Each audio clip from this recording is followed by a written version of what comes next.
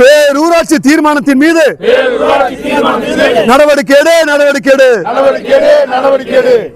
பள்ளிக்கு இடம் வழங்க பேரூராட்சி தீர்மானம் போட்டு பல வருஷமாச்சு.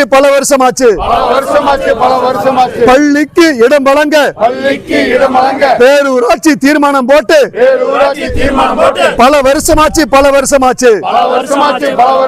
அமைச்சர் கிட்ட மனு கொடுத்தோம், அதிகாரி கிட்ட மனு கொடுத்தோம். எங்கள் மனு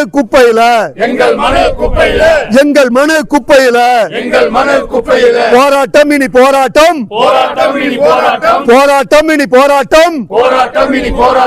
கோரிக்கை நிறைவேறும் வரை போராட்டம் இனி போராட்டம். கோரிக்கை நிறைவேறும் வரை